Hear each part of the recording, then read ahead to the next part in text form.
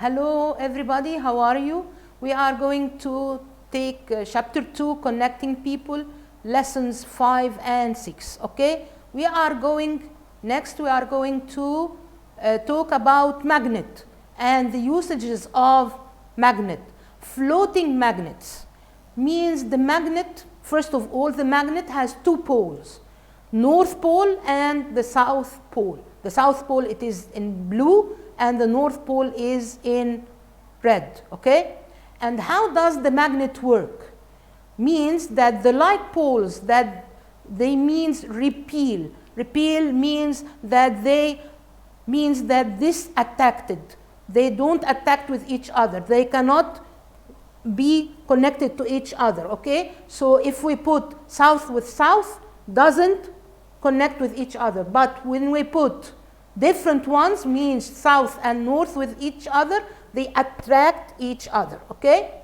Next, we are going to have two examples for using the floating magnet.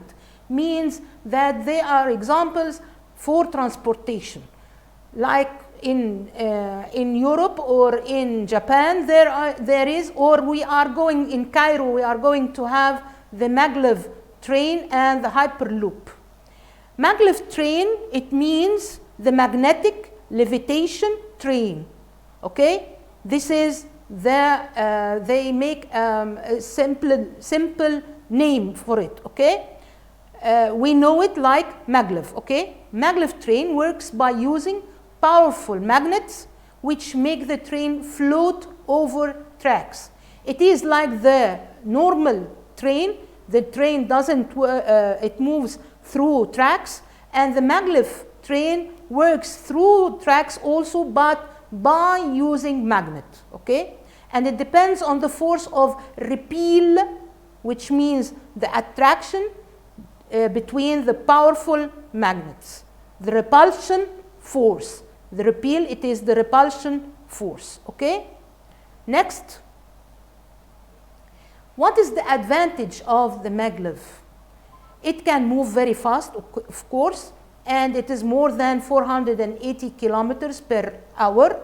It ensures, it gives smooth and quiet ride, of course, and it doesn't cause pollution.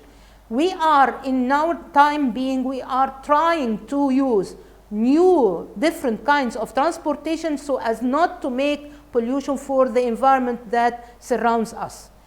But the disadvantage of the Maglev train, it is very expensive to build and to operate it also. It is have different kind of operation than the normal train. Next, we have the Hyperloop train. As you see, the train, it moves in a tube. So it transports people and goods through large tubes very fast. This type of train is very fast, and it works similarly to Maglev train, as it depends on repulsion force, which is the repel between the powerful magnets. They are, in this train, they use different kind of magnet, which is big and different in size, and this is the powerful magnet between them.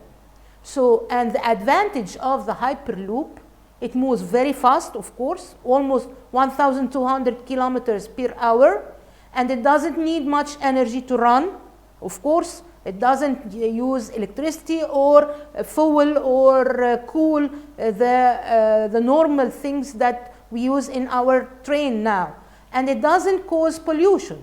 This is the most important point, that we are using these different kinds of transportation or kinds of train so as to minimize or to lower the pollution in our environment around us. And the disadvantage, of course, it is very expensive. It's too expensive, of course, and it is too difficult to build and operate as the normal train we use. Okay, so these are the different kinds of train that we use, okay? Now, next we are in lesson 6.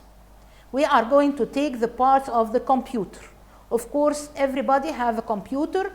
in your home or in your school or in your work. And the computer system consists of, first of all, the monitor, which is the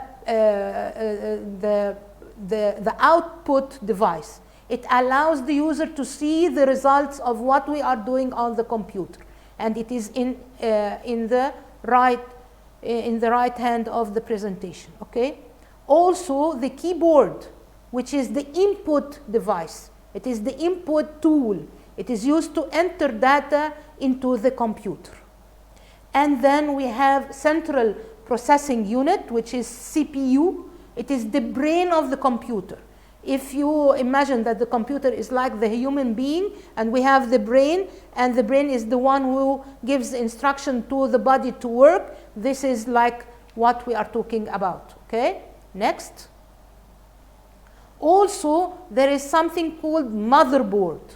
It is which connects all the parts of the computer. It is the instrument or the equipment or the tool that is used to put the parts of the computer, the different kinds of parts of the computer, to be connected to each other. Okay? And then we have the memory RAM, which stores short-term data. Short-term data that we use it in the computer as we talking about. And then the last thing is the storage, which is the hard device. It stores long-term data, like computer programs, as you use different kinds of computer programs. So this is the main part in the computer that we put in the computer programs. Okay? I hope that the lesson is easy for you, a computer that we use every day and night. Thank you very much. Goodbye. See you.